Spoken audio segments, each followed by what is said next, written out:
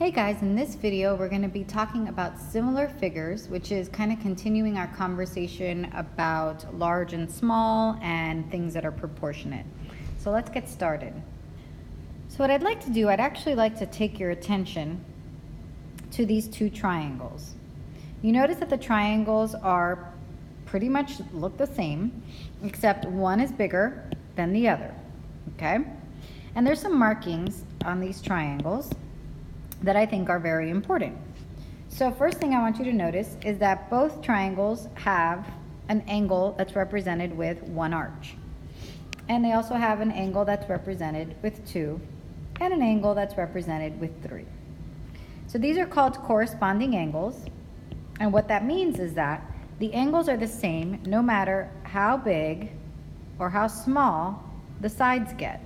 The angles remain the same. So this measurement that goes from here to here, the degree measurement from here to here, stays the same no matter how big or how small the shape gets. And I want you to note that angle A and angle D share the same measurement, angle B and angle E share the same measurement, and angle C and angle F share the same measurement. Another thing I want you to notice about the sides is that you have AB, which corresponds with DE. Side AB corresponds with side DE. And also notice that side BC corresponds with EF. BC corresponds with EF. And last side that I want you to notice is that side AC corresponds with side DF. And when you look at the ones that correspond with each other,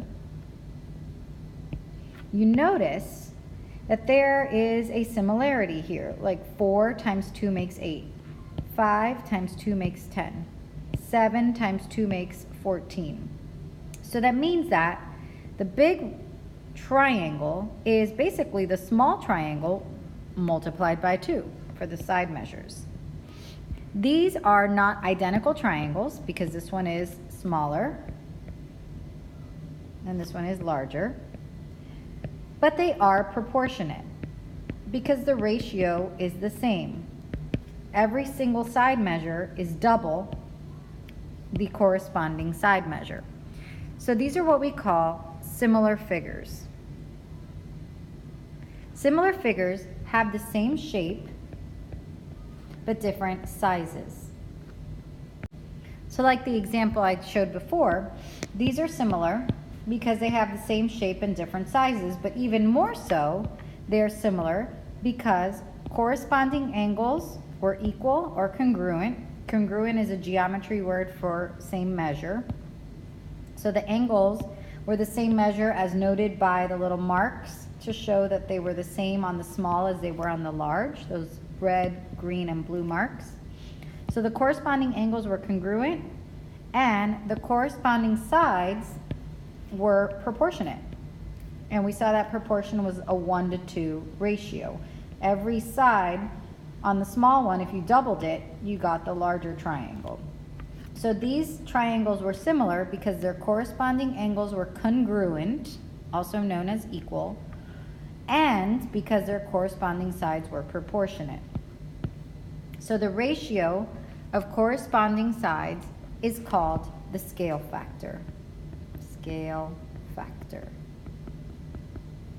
All right, so the scale factor for the example we started off with, if we go small to large, the scale factor 4 to 8 or 5 to 10 or 7 to 14, comparing the small and the large, consistently across the board, the scale factor was a 1:2 scale factor if we went small to large.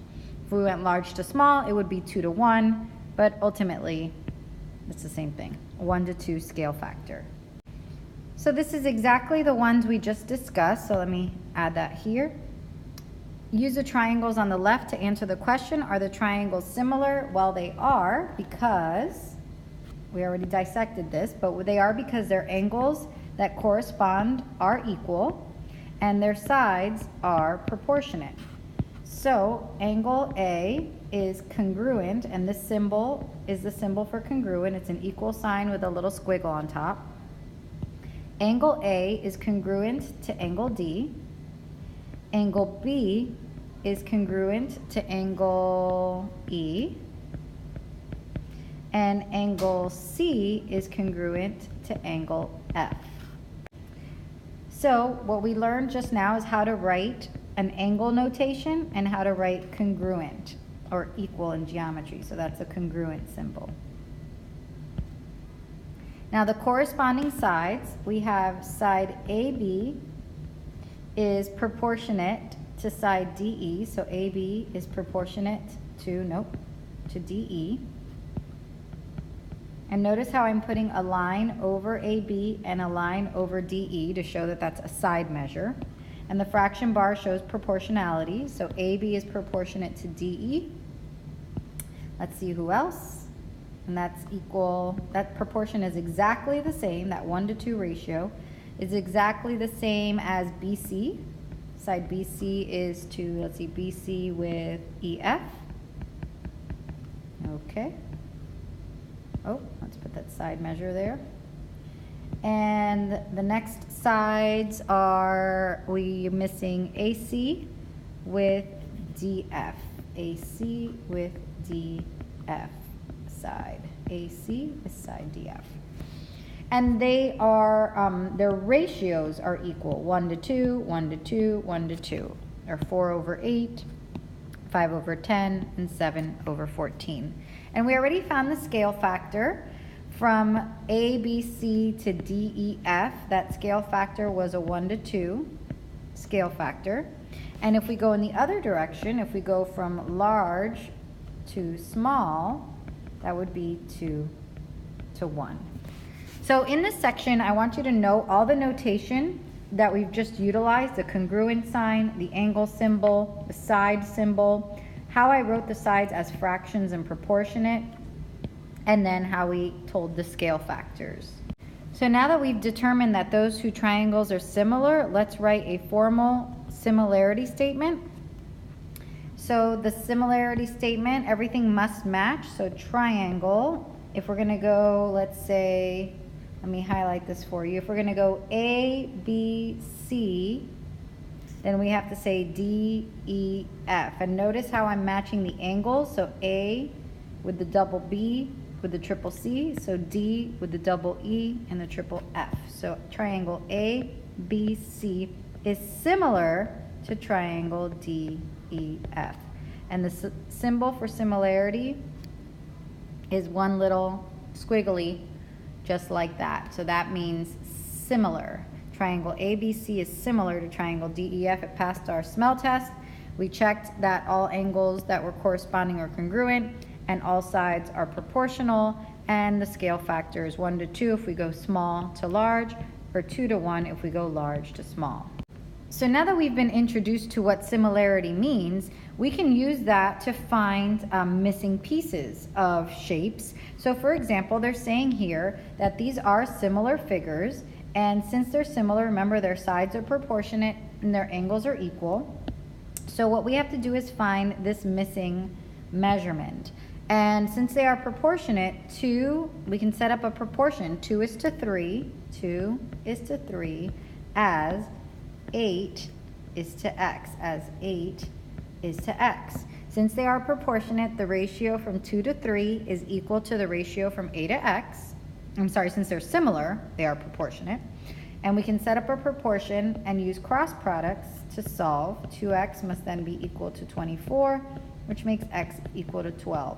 So in order for these shapes to be similar, x must be 12. So let's zoom in here to number 8. We are going to find x on these similar figures. So let's set up a proportion. Since I'm looking for x, let's start with x. So x matches with, or is corresponding with 14. So x is to 14 as, let's go ahead and use 15 just because I'm looking right at it. As 15 is to, it looks like 15 matches with 10 because of the single loop and the 90 here, single loop and the 90. So x is to 14 as 15 is to 10. Just be careful, make sure if you're using this one first in this ratio, then you have to use this one first in this ratio. It has to match, just like when we did the proportion word problems.